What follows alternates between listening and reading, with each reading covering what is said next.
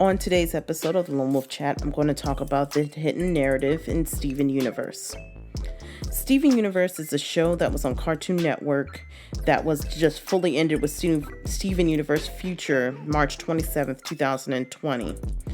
Now, the reason why I'm talking about this series is because, one, I'm a fan of the series, and two, I ended up rewatching the series because I just happened to be locked in my house due to COVID-19. And I didn't notice before that from season 2 onward, there was a hidden narrative going on with the main character, Steven. And I wanted to talk about it because it's really important as writers when we have series that we love, if we watch them, to see where the narrative strings begin, like the beginning, middle, and end of a story. The narrative, I mean. So the hidden narrative in Steven Universe I found out from season 1, episode 52 of the original Steven Universe series, where a hidden bad guy named Jasper comes back to fight Rose Quartz on behalf of Pink Diamond. That's when Steven receives his first trauma by being, conked in the nose and taken away to the home planet of where the crystal gems came from, the gem homeworld, to await trial. And it's the first trauma Steven receives, where he starts questioning his mom's motives, because he ultimately decides to take on his mother's burdens or her morality in order to keep peace. And because Steven is in the particular situation by being raised by an alien and a father who is pretty much a bum. I mean, Greg's not a horrible person by narrative's sake. He's just aloof, and he doesn't fully comprehend what it means to be a father sometimes. And Steven misses certain social cues. If he's very socially awkward. He doesn't even understand what it means to be a teenager like the other teenagers do, but they accept him for who he is.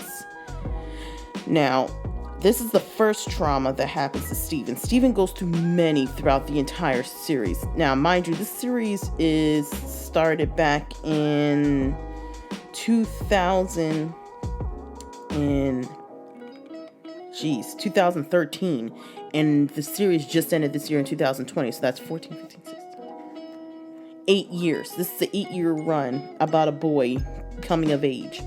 Now, his biggest thing was his relationship with his mother. Steven narratively speaking, put the burdens and worries of his mother on himself. And I didn't realize it at first until I went back and watched the entire series a second time. Now, trust me, that is actually a project in itself to rewatch the entire series. But the episodes themselves are only 10 minutes, 7 to 8, maybe 10 minutes long. So I can get through certain episodes quickly to keep the narrative / lore going. Now, the next instance was, to me, when Steven wanted to be alone in the temple room to envision a memory of his mother.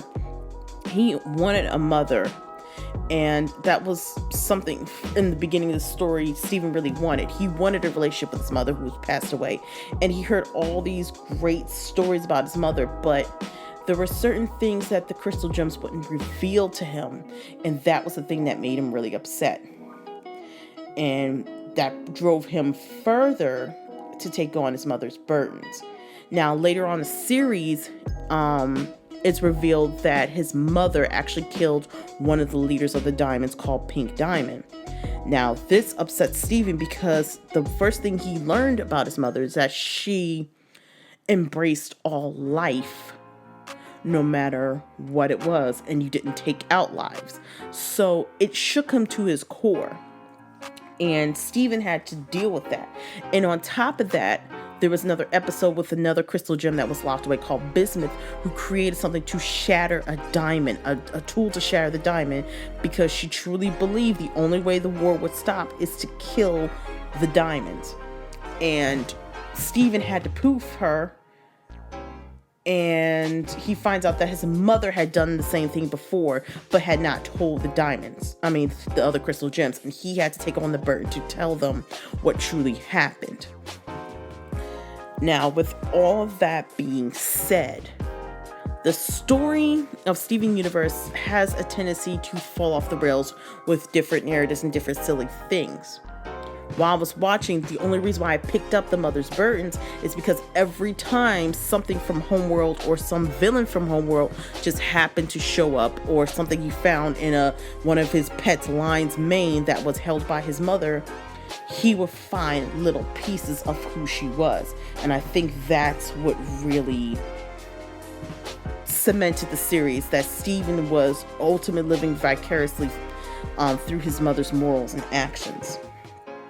Now, later on, he gets so much trauma. The one thing that did not help him taking on his burdens, that Steven was put through more trauma than a regular teenager would. It's revealed in later seasons that he is 14 years old. By the time the series ends, he's 16. So over the course of his childhood, basically his formative teenage years, he has gone through more trauma than a normal child should, or any teenager should. First with being kidnapped, and then taking on his mother's burdens.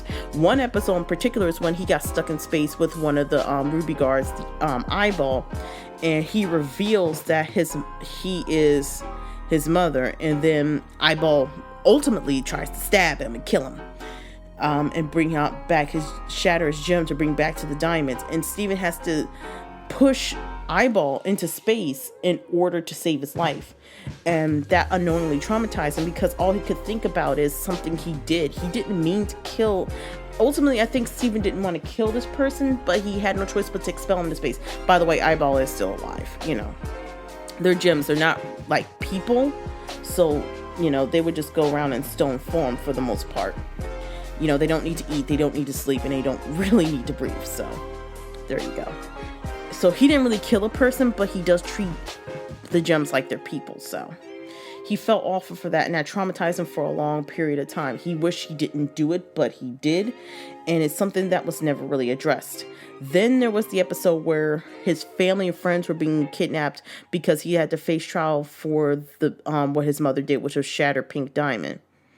And there are inconsistencies in the story because a quartz cannot shatter a diamond. A diamond is supposed to be all powerful.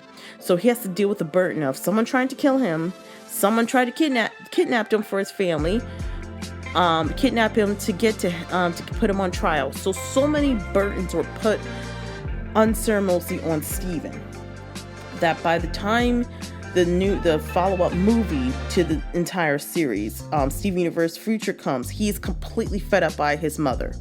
Let me explain why. The narrative is that Rose Quartz was this mysterious, benevolent woman who fought for her freedom with the crystal gems against the destructive nature of the diamonds. Later on, it's revealed that she was a diamond.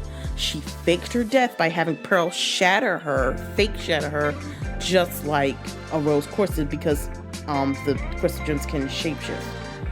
This drawback made her public enemy number one, but it goes even further than that. In the beginning, Pink Diamond was pretty much treated as the younger, immature sibling who got no responsibilities. She begged for responsibility. She wanted to show that she could handle responsibility. When she was finally given this, she realized the planet that she was on was creating life. And the one thing about Rose / Pink Diamond that no other character, that the one running narrative, I should say, that she had is that she ultimately loves life. She had a human farm, which sounds worse than which sounds really bad, but it's more like a petting zoo, but she doesn't understand, people. She kept other aliens. She was fascinated by creating things and seeing things grow. And the other diamonds did not understand that. So when she finally got Earth and she realized by becoming a Rose Quartz what they were doing, she begged for them to stop and just be in charge of this planet, and they didn't want to do that. They just wanted to create more gems. And that's when she had enough and she rebelled against her family. But it runs even deeper than that. And there are 3 other gems, but the one called White Diamond was the most abusive out of all of them. They tried to, Pink and her other siblings, which were Blue and Yellow, tried to keep Pink in order because White Diamond is in charge of the mind. Pink Diamond, was a very powerful gem, but White Diamond could always control her mind and make her a puppet, essentially. The other 2 diamonds were afraid of White, so they tried to corral her, and it ultimately became abuse and control. And that's why Pink left, because she didn't know how to explain her feelings to her siblings. And ultimately this fell to Steven, who explained to them after they locked him up for doing something horrendous, why what you're doing is not okay. And that's when the other 2 diamonds realized what they're doing is not okay, and this is why Pink left. And like one of the most sympathetic one out of them, Blue Diamond, realized that they need, this is why Pink decided to be on Earth, but they will come and visit.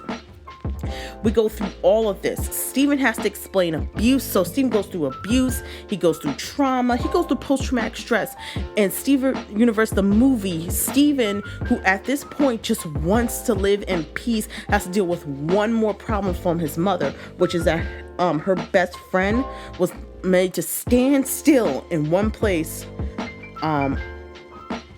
for thousands of years before she finds out that, ultimately Pink doesn't exist. Steven exists. Her heart breaks, and basically she becomes this almost psychopathic monster out of this traumatic anger that she was meant to wait for this person that never came back. And at this point, this is when I think the turning point of the narrative begins. Steven has narratively speaking, a rocky relationship, complicated, as he calls it, relationship with his mother, because he didn't know who she was. Everybody worshiped her, but yet she did things that were questionable, and he feels like he's always going to be compared to her, and he's never going to really understand her. So by Steven Universe, the movie, he was kind of over his mother's burdens and everything being put on him. So he would try to get rid of his best friend and try to overcome the situation quick, but she was too traumatized at this point to really deal with the situation peacefully, and Steven had to fight back. Now, this concludes the story. She goes to be with the Diamonds, who ultimately had to learn to get over the fact that Pink Diamond is gone. Steven is not Pink, and how to live in a peaceful lifestyle thanks to Steven. At this point, we get to the final series, Steven Universe Future, and this is where the narrative fully wraps itself up. By the beginning of Steven Universe Future, there's peace. There's no war. There's no problem for Steven to fix. Yet, Steven feels empty and anxious during this time frame. His not girlfriend, who becomes a girlfriend by the end of the series, Connie, is preparing for college. Lars ends up going back to space with his friends after they graduate from this place called Little Homeworld, which is where the crystal gems that were destroyed or bubbled were healed by all 4 diamonds, which included Steven, and he educates them on how to rethink their lives and not have to live under the Diamond Authority or live their lives like the Diamond Authority, except for Jasper. Jasper kind of stays Jasper. But anyway, the whole point is Steven starts start reacting violently, and one glimpse of him, being tied to his emotions was Pink Pearl, whose eye was shattered by Pink Diamond.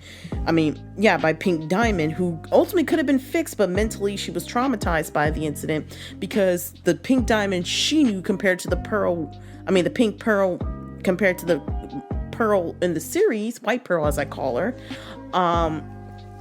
she had explosive tantrums and had explosive energy, where this version of Pearl knew her as very secretive and quiet. And Steven started to go through that emotional change. Now, by this point, Steven is 16 years old, has a driver's license. And the problem for Steven is he feels as if everyone has moved on, where he feels stagnated. And it's through the episode where he visits his not girlfriend's mother's doctor's office, where we find out that he has never been to a doctor. And this is his first time. He finds out that he is going through what is called post-traumatic stress disorder.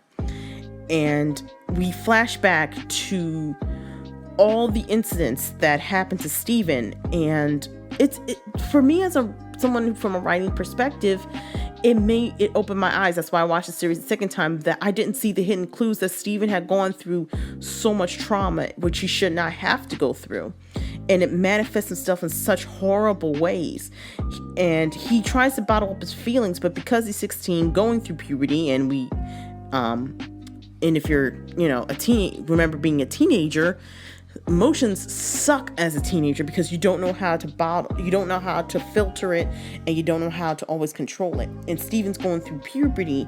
He finds out his father was not the greatest person in the world. I mean, for one, his father lived a structured lifestyle, a strong household. He broke into his parents' house just to get some hidden information from his past that he wanted to give to Steven to help him go through, because he's going through changes. And he finds out that his father, of all things, lived a normal life. He had a childhood. He went to school. He had social interaction, where Steven resented his father for this, because his father wanted him to live freer than what he could ever be. He had a rigorous lifestyle, and he wanted Steven to basically do whatever he wanted to do without restriction from a parent. And Steven resents that because he never got to have a childhood. Or at least that's how he feels. He got cheated out of a childhood where his father had one.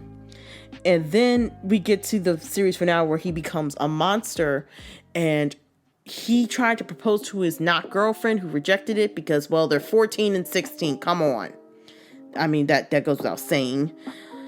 And ultimately, we find out that Steven literally becomes the person he feels like, a monster. There's so many feelings that Steven had bottled up that at the end of the series, Steven leaves his family to live. Mind you, he's 16, so I don't know how that's going to work, but, this is cartoon logic, so whatever. He leaves because, one, he finally seen therapy, and he finds out that he cannot grow as a person if he's up under all these people.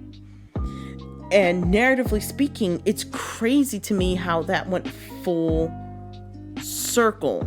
The series becomes full circle because his mother did the same thing, except Steven got help, therapy, I might add, because he almost destroyed an entire town and killed everybody. And he does what his mother did, which was leave, but at the same time, he decides to visit his family, but he feels like he's stagnated. He doesn't know who he is as a person, and in order to find out who he is as a person and what he wants to do with his life now that there's peace, he has to leave. Now, from any parent's perspective, I know some parents out there are saying that's a bad idea because he's 16. He doesn't have any schooling. He's doesn't even have a high school diploma, so how's this going to work? One, this is Steven Universe, so who knows? And two, that's not the focus of the story. The focus of the story is Steven's narrative of dealing with trauma. And the narrative I want to focus on is the fact that Steven put a burden on himself that he didn't need to, but he didn't recognize it, which is where the post-traumatic stress, piled on top of it. Steven, as a character, pleases others before he helps himself. Let me rephrase that. He takes care of others before he takes care of himself. Now, how many people in real life do we know takes care of others before they take care of themselves? I've done it for years, before I met my husband and before I got married.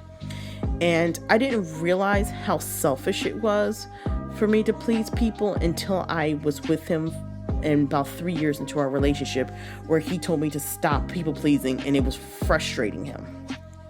And I thought for the longest time that people pleasing was the way to go, because when people are happy, I'm supposed to be happy. When people are happy, they can't get angry at me. And it's through those years of being with my husband that I realized I have to take care of me first before I can take care of you. And that's the conclusion that Stephen had to get to. He had to learn to take care of himself before he took care of others. Because Stephen, for most of his childhood, most of his development, he took care of all the issues, the war, the trauma, and got trauma for it, where the others did not see that this was trauma, and they did not see that Stephen was hurting. Which is why it's good that he gets away from them, narratively speaking, because he does not know how to take care of himself. And I mean, like, therapeutically and emotionally does not know how to take care of himself compared to the others who don't need to eat, who don't need to sleep, and can pretty much develop as people. They're over 100 years old, so they truly do not need Stephen as much as Stephen thought they did. Well, they need him emotionally. And Stephen's narrative is something that a lot, particularly young people, do. It's crazy. And the fact that Steven Universe really shined a light on the people-pleasing mentality Steven had in a way to narratively construct into an entire series is... It says that the writer is very talented. Yes, there are holes here and there. And my husband pointed out there's some big plot, sometimes some big holes in the story. But the whole narrative from beginning to end is the fact that Stephen did everything he could to make others happy. His body went into defensive mode because of the trauma and because of the people-pleasing mentality. He doesn't know how to function. So ultimately, the ending of the story of him getting away from all of it, moving away to develop as a person and still seeing a therapist, is the best ending to the narrative. You can't grow if you keep seeing the same people and keep going to the same places. You have to explore. You have to take risks. Just like this podcast is more of a risk than anything, because this is usually not something I want to talk about on a writing show. But this narrative was so intricately woven that when I read the interview from Rebecca Sugar, I never even knew that she had this ending in mind. And that's the craziness of it. She wanted Stephen to go to therapy. She wanted him to realize that taking care of others before taking care of yourself is a bad idea, because she's done it herself and she had to learn and develop from the experience. We never see Stephen go through therapy, but he mentions that he sees a therapist. So ultimately, this was a really good narrative. And if you're a writer or an aspiring writer like I am, I would implore you to at least watch Steven Universe, at least after season 1. Season 1's more of a pilot, but watch Steven Universe from Rose's or Lion or Rose's Scabbard until the present, including the movie, and see how you feel. See how the narrative has intricately been woven in. See how Rebecca Sugar made an effective series over the course of 8 years. And that's the end of my episode. Please like and subscribe to my channel. Please visit my website, which is lonewolfchat.com. I have a donation page, which is Ko-fi, ko-fi/LC Clemens. I hope you enjoy. Please comment below about this episode, and I will chat with you guys again soon.